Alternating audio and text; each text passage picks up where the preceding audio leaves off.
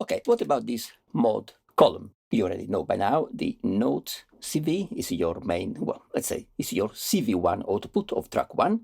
This is true for every track. The trigger output is what comes out of your, well, these values for the trigger column is what comes out of the trigger output. And modulation values, it's your control of the voltages that come out of the modulation 1 output. Voltage that you can send out of this mod1 output are from 0 to 10 volts, if this switch is switched to the right, or -5 plus 5 volts, if the switch is switched to the left.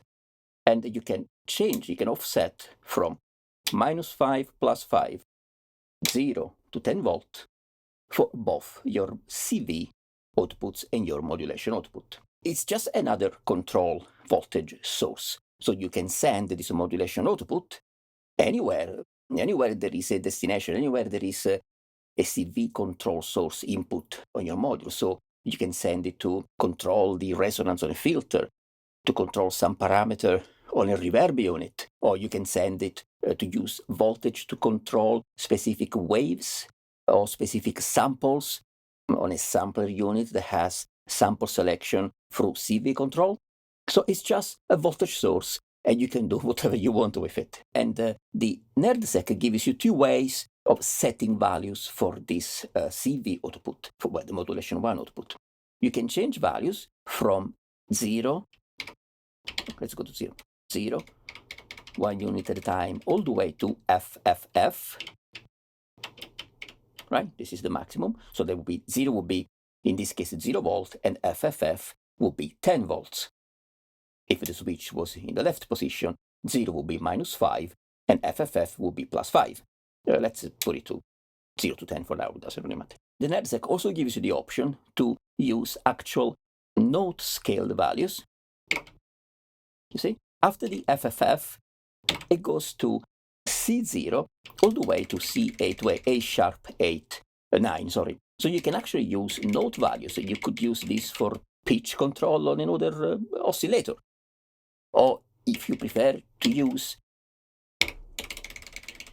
note values to control your destination, you can do it. So that's pretty handy. And to make editing quick, so you don't have to necessarily scroll one value at a time. Apart, of course, you can have a more coarse scrolling with up and down instead of left and right. But if you press OK, it goes from 0 to the beginning of your scaled notes, which is also just after the FFF, halfway through your scaled values, and all the way to the last octave. So you can quickly get where you need to. Okay? So you can make editing pretty quick. Let's go back to 0. See? Simple. So now, just to show how it works, I have a very simple sequence, and I have the modulation voltage output connected to the resonance CV control on the AJH Synth GEMINI 2412 on the filter, which is affecting this voice. So this is the sequence with 0 voltage coming out of here. And let's change values a little bit.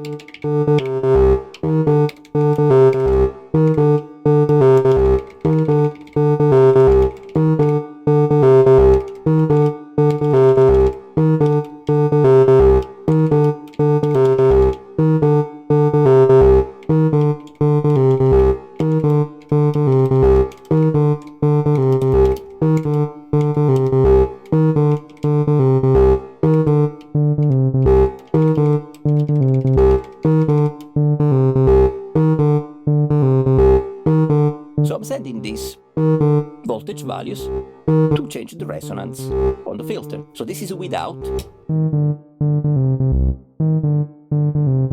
and with.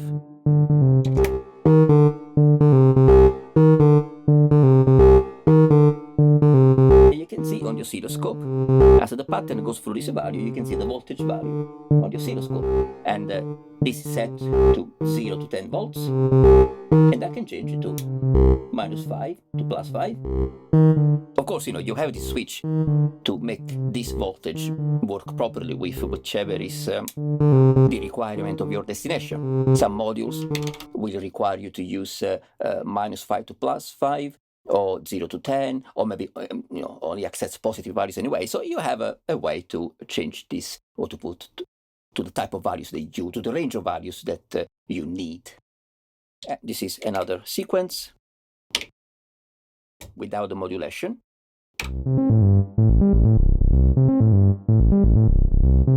And I will send this modulation voltage, control voltage, to the resonance on the filter.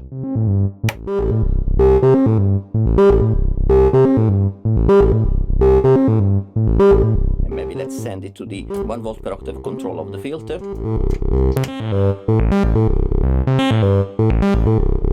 And to the actual frequency.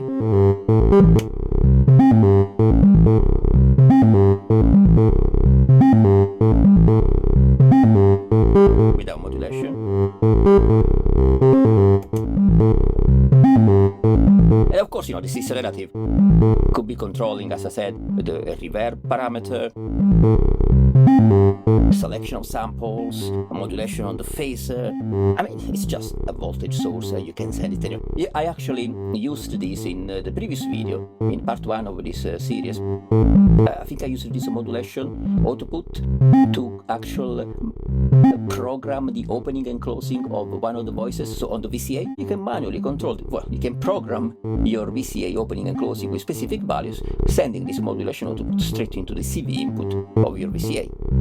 And of course, having 2 CV outputs per channel, and especially where they make it easy for you to use actual note names on both CV outputs, even if this is mainly most times used as a modulation source, you can create, 2 voices playing, different notes like a third, fourth, fifth, in different configurations, just using the same trigger, for example. So I have CV1 going to the Pico VCO and CV2 going to the Pico voice, right? So I can easily do thirds, fifths, whatever I want to do with 2 voices at the same time.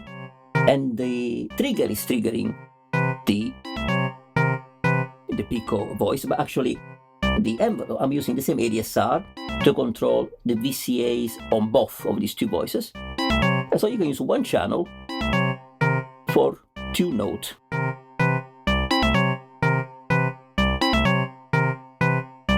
Of course, this is really a silly example, but it gives you an idea.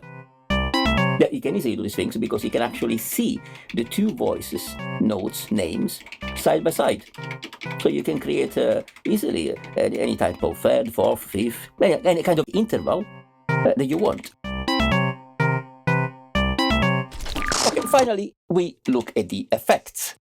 And we have 4 FX slots.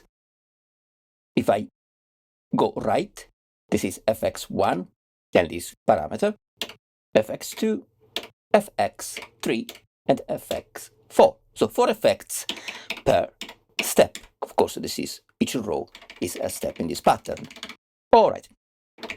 Note that I already have an effect here, which is a breakpoint, and just because I'm keeping examples short, so instead of using all 64 steps in a pattern, I'm sort of stopping this pattern at the 16th step, so we're just playing a 16 steps pattern, looping over and over, okay? Now, there is more to the break effect, other things you can do, but we will look at it as we get there. It's one of the last effects in the list of effects available. And actually, the list of effects, apparently, it's going to be expanded. There are going to be more effects added with new firmware. One thing to mention is that for the first 6 modular tracks, remember, we are dealing with CVs and trigger gates. So the effects you can apply on these first 6 tracks, let's go back into the pattern. There are effects like slight or more intense in a way, pitch changes, glide, modulation, breakpoints, modify the triggers, probability of parameters happening, and so on. On these first 6 tracks, not effects like distortion, reverb, delay, that kind of stuff. Well, trigger delay, yes, but no audio effects. For the dual tracks, so the 4 tracks of sample playback, yes, we do have effects like a distortion, bit crash, and so on. But that's because we are talking about audio sample, so it's processing the actual audio. But for now, let's go back to the pattern, and this is a pattern on the modular tracks, so it's just about CVs and triggers. Let's see what type of effects we can have on a modular track. So let's start the sequencer. It's just a simple pattern. And let's go with the first effect. The first effect is pitch. Now you see an indication here of plus minus 0x 40. 40 is the no change in pitch value. So if you set the pitch to 40, you're resetting the values to no change. So you can slightly detune, or no, you can actually detune it quite a lot, going for a lower pitch or for a higher pitch. So let's detune it going for a lower pitch.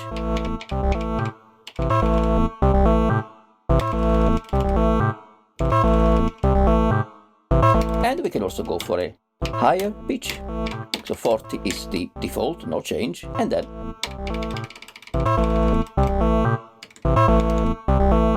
okay. And let's go back to 40, so we reset it to 0, no change.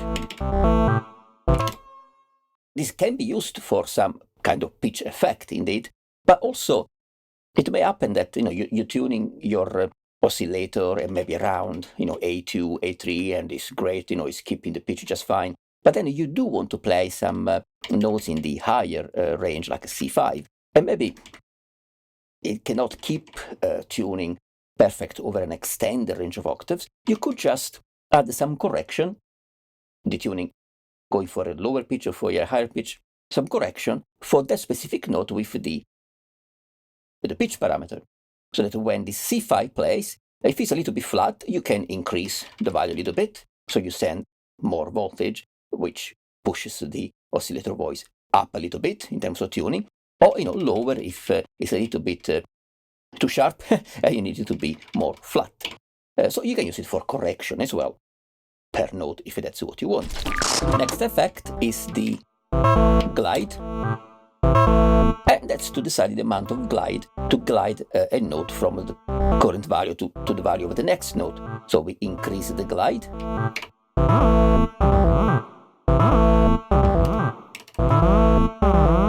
And you can increase it quite a lot. But let's go a little bit lower.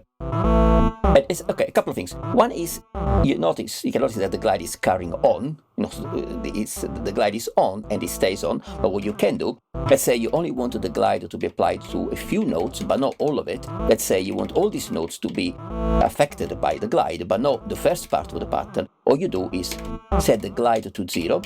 So from here downwards, to the next steps is set to 0. So there is no glide.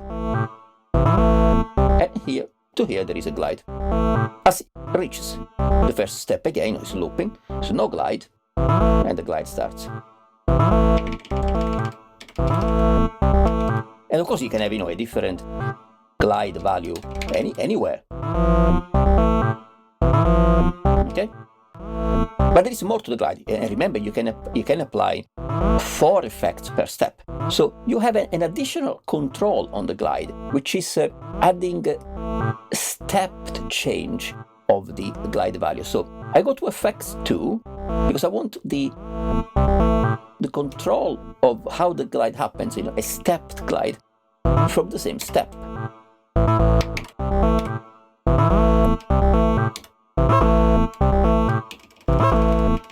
Fewer steps, or more steps. The more steps you add, the more quantized, sort of quantized the glide is.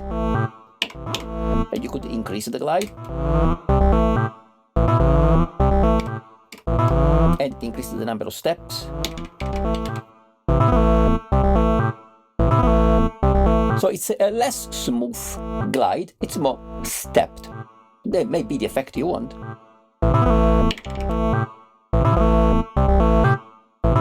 If I was to reset the steps to 0,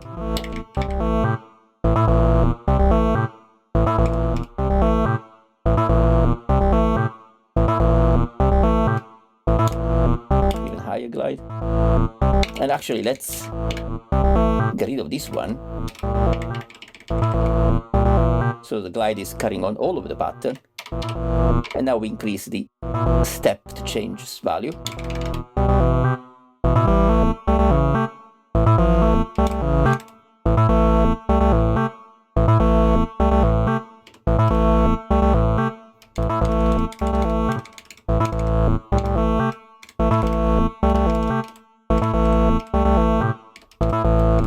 You can change the glide on any step you want.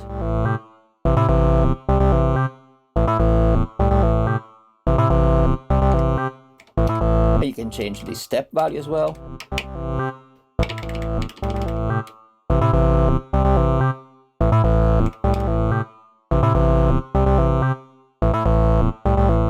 Now the next parameter after pitch, glide steps is modulation. Now the modulation is really affecting the same modulation output as the modulation row.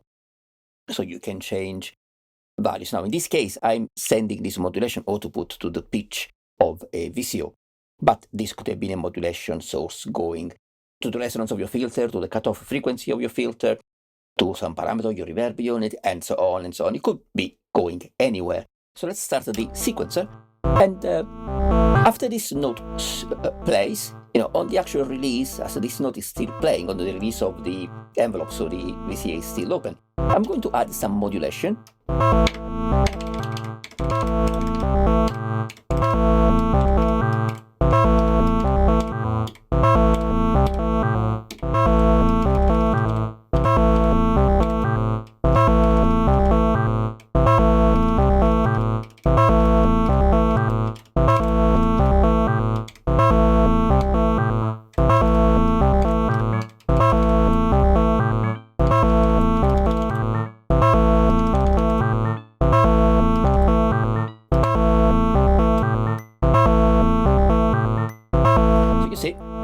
I'm working on the tail of this note by changing modulation. Now, this same type of variation in voltage could have been applied to the resonance of a filter, to the modulation on some parameter of a phasor effect.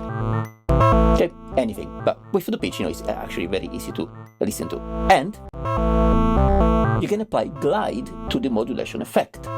So if this was controlling the resonance of a filter, you can actually glide between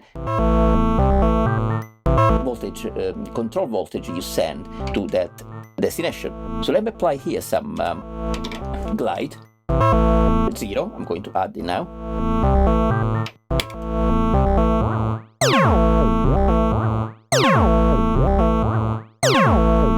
And as per the pitch glide, even the modulation glide also allows you to add stepped changes, so you can sort of quantize a little bit the glide that goes from one modulation value to the next one. This is the steps.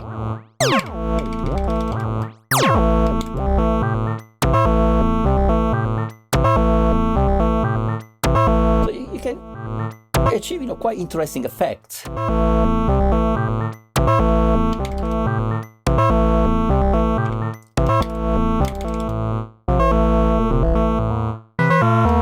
Too much.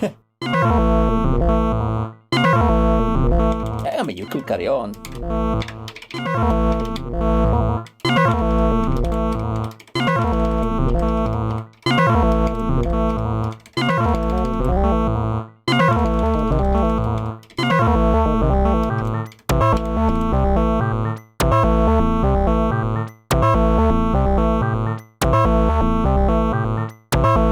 And let's do a quick example. Let's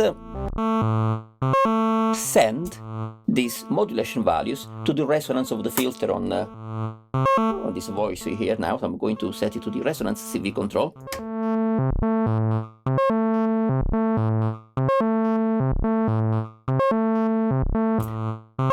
To the 1 volt per octave input on the filter. Let's increase the glide modulation, so the glide between the modulation values. Reduce the steps.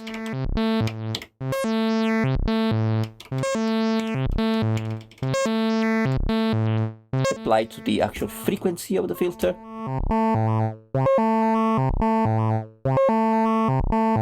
And let's get that voice back into play. And send this modulation.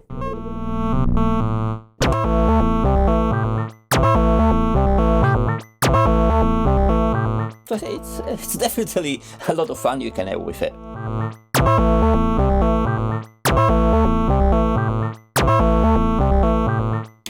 The next effect after the modulation effects and the glide, the modulation, and the steps for the glide and modulation is the trigger.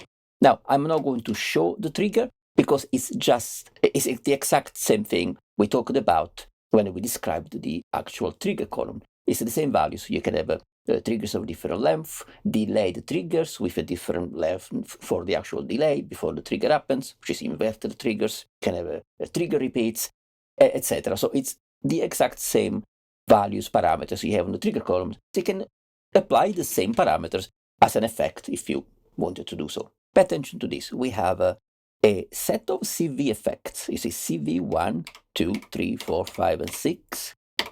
Trigger 1, 2, 3, 4, 5, and 6. And modulation 1, 2, 3, 4, 5, and 6. So what's this about? What are these additional CV, trigger, modulation 1 to 6? What this refers to is the track number. In other words, from a pattern on any track, through the effects, I can actually modify CVs, the CV output, or the trigger values, or the modulation output values on any of the other 5 tracks.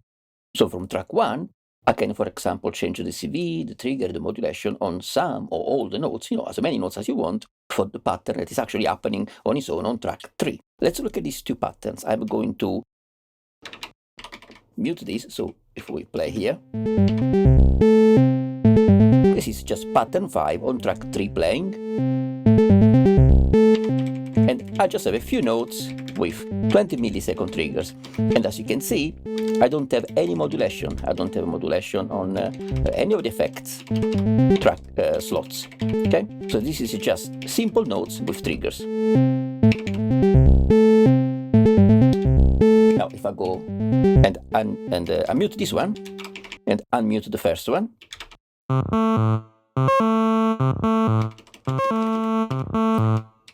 this is this pattern playing on its own. Now let's unmute track 3.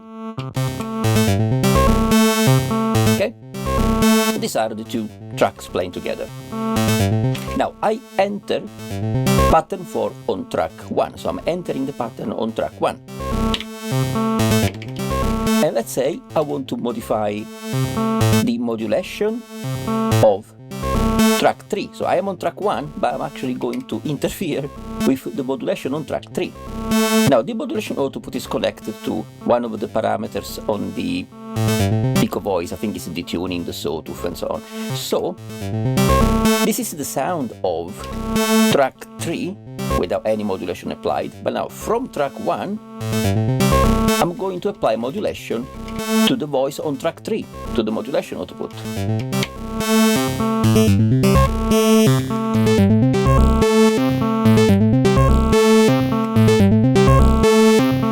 And I want to stop interfering with track 3, maybe, I don't know, down here.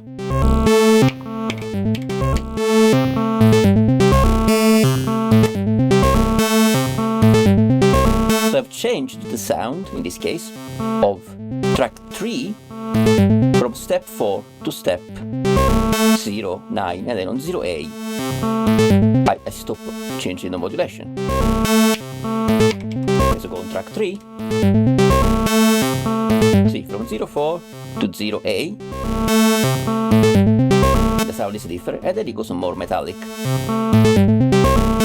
Metallic, metallic, and here is modulated to a less metallic sound. Now let's go back to this track 1, from which we are modulating track 3 modulation output.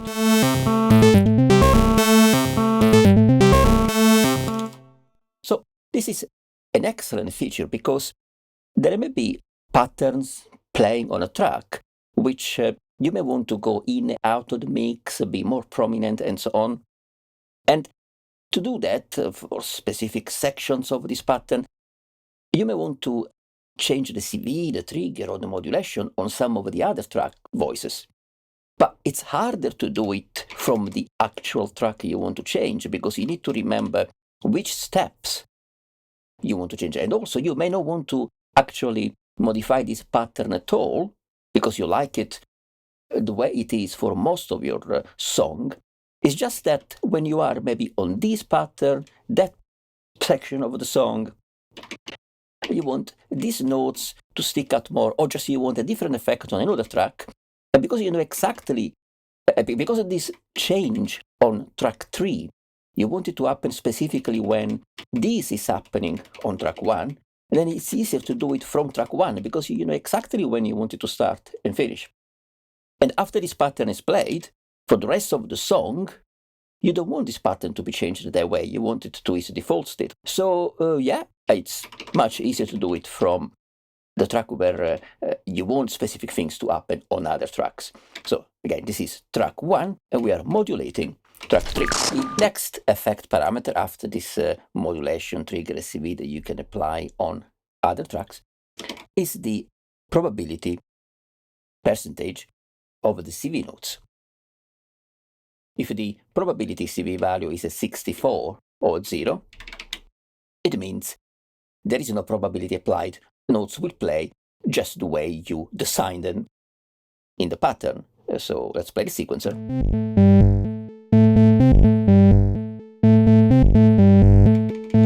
Each note is playing just as shown, as displayed.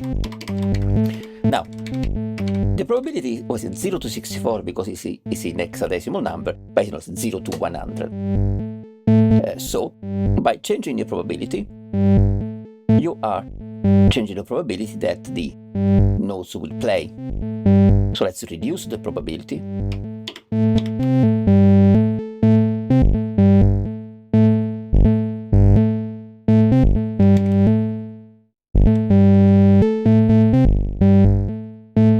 So it's skipping some of the notes. Applies a probability percentage of chances that the note will play or not per step. But you can do something like having no probability on a specific note and have probabilities. Probability applied to the following notes. Maybe you want this note to always play, so put 0.64.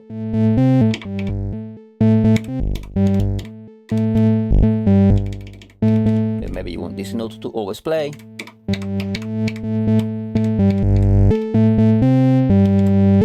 There's even a lesser chance that it plays.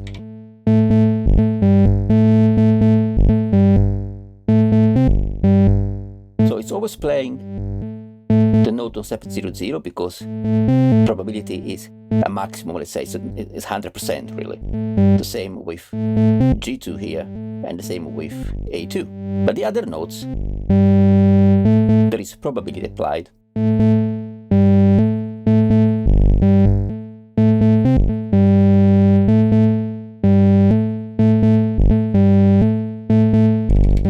Let's change it to, actually let's just delete this one. So this probability setting applies up to here, then this one, then this one.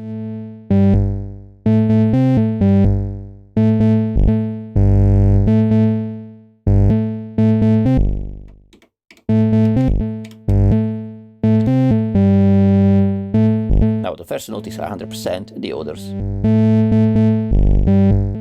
The other notes, they are based on specific probabilities values.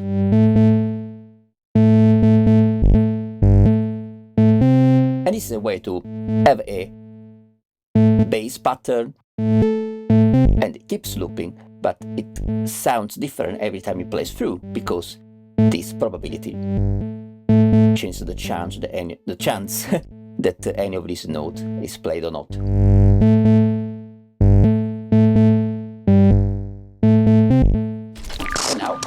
next parameter is the probability for the triggers.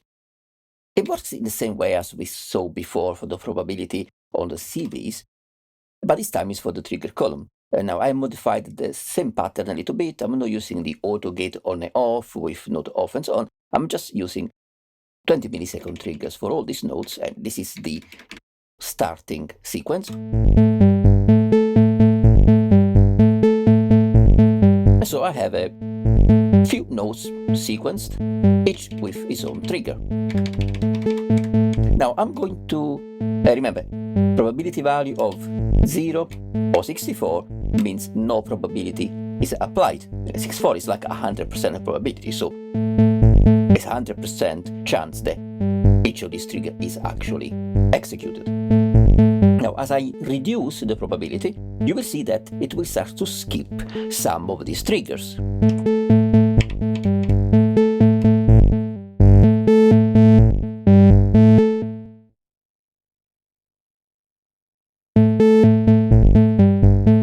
I'm going to increase the release on this voice, the envelope, so that you can hear the change in pitch even if the trigger is not actually executed.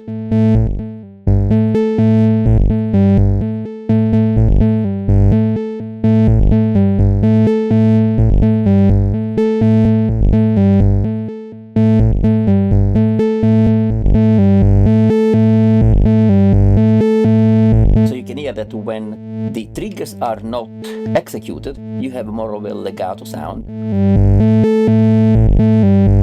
where the pitch changes, but there is no clear attack. So let me pull back on the release a little bit. Reduce the probability. And you can do the same thing. You can set some specific trigger to be 100%, and you can change the probability on any other chunk of data.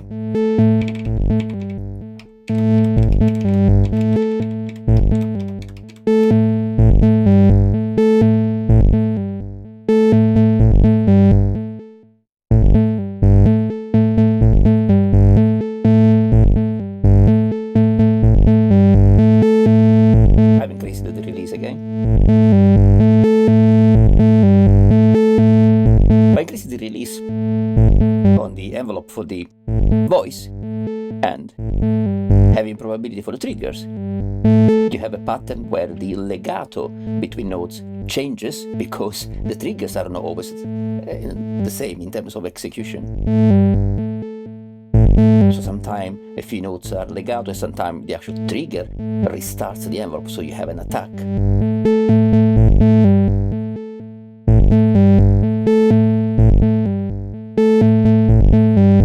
And if you reduce again the release on the envelope, so you have short nodes, when the trigger doesn't happen, then you barely hear the sound.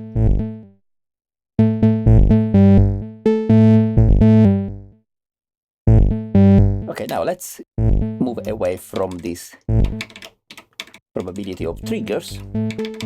So we're back on 100%. Now the other types of probability available, there is no point in doing practical examples because they all work in the same way. So for example, you have a probability for the modulation. So if I had the modulation value, which could be changing the resonance of the filter for this voice, it could change the attack, the decay, if the envelope had the CV inputs for those parameters. Again, you can change the probability of the modulation column per step. So you can have a voice, a pattern that keeps looping, but the modulation element of that voice for the pattern, it's different every time the loop goes over the same steps, because the probability that any of those individual modulation value changes. And the same is for the probability for the table column. So you may have a few tables applied to a few of the steps, and with the probability of the table, you can have a higher or lower chance that any specific table is actually played. So they all work the same way.